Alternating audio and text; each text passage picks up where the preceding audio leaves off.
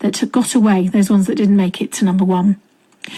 Now, a group of military veterans have been packing up their camp near Mornensmith after 4 days, which they believe have changed their lives.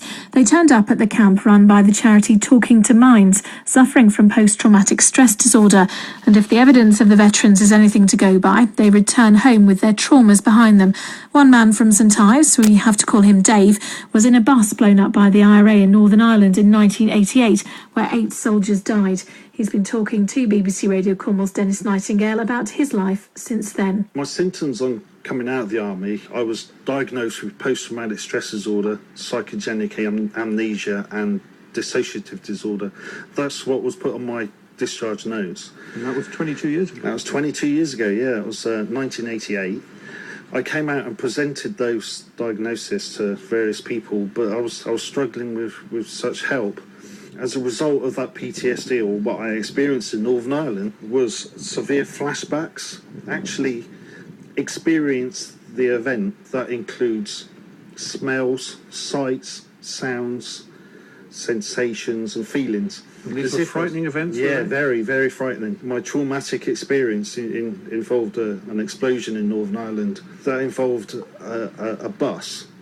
And whenever I'm walking down the street, even up until last week, if I saw a bus, I could actually relive those events. Additional to that, I was afraid to go to sleep because at night I would have night tremors and nightmares. I'd wake up sweating profusely and honestly believe that I'm still covered in blood. So that sweat is actual blood. And that's what happened to you with the explosion? Yeah, yeah. So that comes back very vividly. So very strong, vividly. I can smell the iron of the blood, because that's what I believe that blood smells like, is iron. So I can smell that for hours afterwards when waking up. And if you're the next day having difficulty walking down the street past a bus, if you're having these nightmares, how did it affect your daily life? Well, my daily functioning was affected vastly because I couldn't concentrate. I couldn't carry out my own administration. My personal hygiene would be affected. Inability to work. Just general inability to concentrate on the most meaningful, smallest, minute little things that you can think of, such as making a cup of tea. I'd put the tea bag in the cup and I'll get the milk out and I'll put too much milk in, so I'll have to drink a bit of milk out and then I'll put 2 sugars in and I'll be waiting and waiting and waiting. So it's affected your life in very small ways. Yeah. But you've been able to hold down a job? I've been able to hold down the job. I suppose holding down the job was more an act, being able to find a coping strategy so that I could mask my inability to function properly. I would pretend that my daily function was okay, that it was normal. I would try to avoid and deny the truth that I had experienced a very traumatic event and it had affected my life. I had to mask that and trying to avoid situations where I'd be reminded of that, try not to get into discussion. So I'd even avoid having any type of military service at all. So no one knows at work that you've served in the military?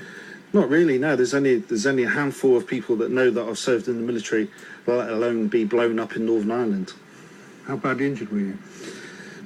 My injuries involved quite a significant head injury. So now I'm left with the feeling of what is post-traumatic stress disorder or a psychological injury and what is a residual brain injury. Now, unfortunately, in Cornwall, there's no neuropsychology services. The nearest is in Bristol, and it's very difficult to get some sort of assessment for what is a residual brain injury. You've been fighting this, battling it now for 22 years. Yeah. You've been here for about 36 hours. Yeah. You drove home to St Ives last night. Yeah. And you told me you were a changed man already. Oh, yes. I arrived at 10 o'clock yesterday morning. I underwent some treatment, specialist treatment, as it's turned out, up until yesterday lunchtime. I had some lunch, and it was then that I thought, something's changing here. I've got a complete different attitude about me. There's a different aura around me. In the afternoon, we continued with that treatment, finished about 4 o'clock. I got in my car, I drove up the road, I stopped, I had a good look at myself, a good snapshot, and I can honestly say that I'm a changed person. I've achieved in 12 hours, or just that 8 hours or so of treatment, I've achieved better results than I have out of 3 or 4 different agencies, government agencies included, and charities, than I have in the last 22 years. How's that? How's it happened? It sounds almost like a miracle. It sounds like a miracle. I don't know how it's happened. It's probably the technique. It's realising that you are human. There's no need to pretend that things didn't happen. It did happen. It's addressing those feelings, turning those feelings from a negative feeling into a positive feeling, associating it with past achievements, events, and happiness. You know, those things has happened. Let's crack on, see where we go from here. How did you sleep last night? I slept remarkably well. I've slept more hours consistently or continuously throughout the night than I have in the last 7 or 8 months. Is this going to last, though? I mean, that's the big question would be in your mind, I'm sure. In a year's time, if we're sitting here, will you still be saying the same thing, do you think? Yeah, I think now that I've got the knowledge of a technique to overcome those fears and anxieties and those intrusive thoughts, I'm referring in intrusive thoughts to, you know, superficial beliefs, believing that bus coming down the road is the bus that I was on. Those are now eliminated or eradicated, and I can employ that technique in the future because it's a simple technique to follow.